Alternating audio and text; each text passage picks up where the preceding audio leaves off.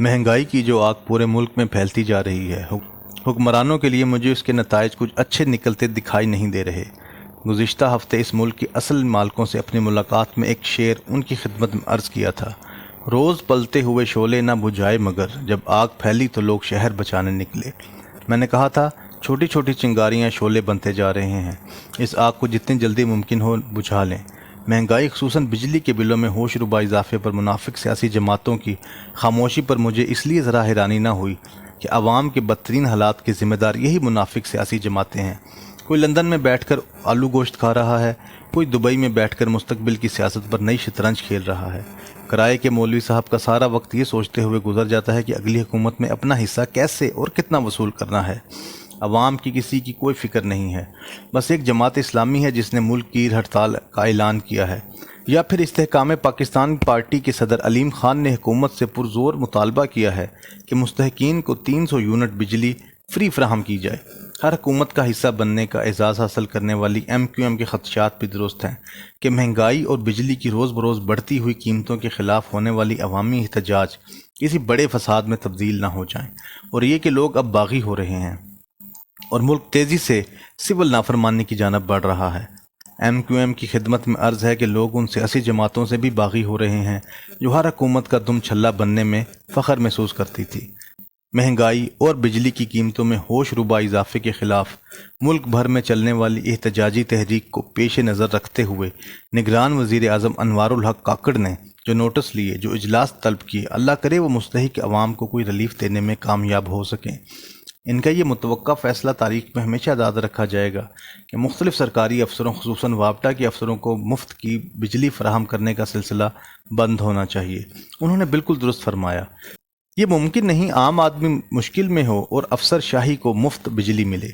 बिजली की चोरी रोकने के लिए ऑर्डीनेंस लाने का फ़ैसला भी लायक तहसीन है, लेकिन अगर ये ऑर्डीनेंस आता है तो इसका दायरा इन इलाकों तक भी वसी होना चाहिए जो ताकतवर सियासतदानों और असली हुक्मरानों के ज़ेर असर हैं, जहां वापडा का कोई अहलकार तो दूर की बात है, चिड़िया पर भी नहीं मार सकती। इस मुल्क में बेशुमार ऑर्डीनेंस हैं, बेशुमार कवानीन का शिकार सिर्फ कमज़ोर लोग ही होते हैं। बदमाशिया को कल किसी ने पूछा, ना शायद आइंदा कोई पूछेगा। यही अलमिया है मुल्क को इस बदतरीन मुकाम पर जिसने पहुंचा दिया है कि दुनिया अब हम पर थूकना भी पसंद नहीं करती कि इसकी थूक कहीं ज़ाया ना हो जाए। इंसाफ, इंसाफ, हजूर इंसाफ, अमीर गरीब, कमज़ोर ताकतवर, सबके लिए यकसा इंसाफ। ये निज़ाम फौरी तौर पर अगर राइज ना हुआ, मज़ीद किसी के कुछ खाने पीने के लिए कुछ नहीं बचेगा। अगर मज़ीद कुछ खाने पीने के लिए ना बचा, बदमाशियाँ या रह कर क्या करेगी। बदमाशियाँ तो पहले ही बैरून मुल्क शिफ्टिंग के सारे इंतज़ामात मुकम्मल किए बैठी है। मेरे पास मुकम्मल तफसील है कि किस किस आला ब्यूरोक्रेट ने बैरून मुल्क खसूसन यूरोपीय ममालिक में कितनी कितनी जायदादें बना रखी हैं। कौन कौन सा सियासी ख़ानदान है जिसने पाकिस्तान को जी भर कर लूटा और अब यूरोप के मुख्तलिफ ममालिक की या तो वो शहरियत हासिल कर चुका है या उनके केसेस अंडर प्रोसेस हैं। ये लोग कभी निजात दहंदा नहीं थे, ना आइंदा होंगे। बस अवाम को उन्होंने फुद्दू बनाया हुआ था और अवाम बड़े शौक से बने भी हुए थे। चनाचे दुनिया पाकिस्तान की 25 करोड़ भीड़ बकरियों को ये कहने का हक रखती है, होर चुपो। हमारे अक्सर हुक्मरान ये फरमाते हैं, गरीबों की दुआएं हमारे साथ हैं। वो शायद मुल्क से गुर्बत इसलिए ख़त्म नहीं करते कि गरीब अगर ना रहे उनके लिए दुआएं कौन करेगा। मुल्क से गुर्बत ख़त्म करने का अब बस एक ही तरीका है, कोई माइका लाल पैदा हो जो हुक्मरानों को भूख के एक एक हफ्ते के कोर्सेज करवाए। मैं देखता हूँ उसके बाद भूख इस मुल्क में कैसे ख़त्म नहीं होती। अब ये नहीं हो सकता हुक्मरान और ताकतवर अदारे अयाशियाँ करें और अवाम भूखे मरें। बिजली की कीमतों के ख़िलाफ़ उठने वाले एहतजाजी तहरीक उम्मीद की एक किरण है। कम अज़ कम पता तो चला सोसाइटी मुकम्मल तौर पर डेड नहीं हो गई है। कुतील शफाई ने दुरुस्त फरमाया था, दुनिया में कतील इससा मुनाफिक नहीं कोई जो जुल्म तो सहता है बगावत नहीं करता। मैं ये नहीं कहता कोई ऐसी बगावत की जाए जिसका मुल्क को हल्का सा भी कोई नुकसान पहुंचे, मगर सोशल मीडिया की दुनिया से बाहर निकलकर अपने हकूक़ के लिए लड़ना मेरे नज़दीक बगावत नहीं। इसका असल मकसद दुनिया को ये पैगाम देना है कि हम कोई मुर्दे नहीं हैं।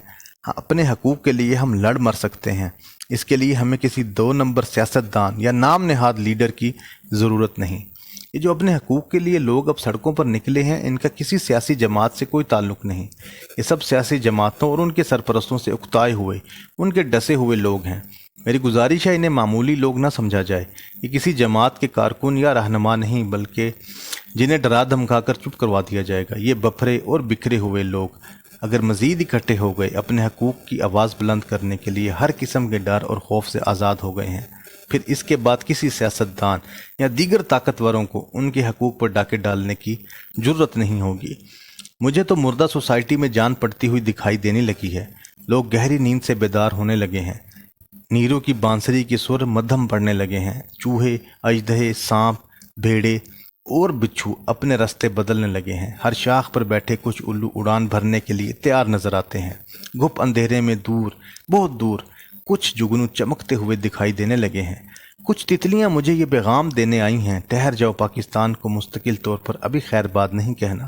دوستو، میرا ارادہ بدل رہا ہے۔ سارا وطن اگر نہیں بھی جاگا، کم از کم یہ امید تو پوٹی ہے نا کہ سارا وطن بھی ایک روز جاگ جائے گا۔ پھر ہم سب بآواز بلند یہ گیت گانے کے مستحق ہوں گے، جاگ اٹھا ہے سارا وطن ساتھیوں۔ بس یہ ہے کہ اس بار یہ ترانہ کسی بیرونی دشمن کو نہیں، کچھ اپنوں کو سنانے کے لیے ہم گائیں گے۔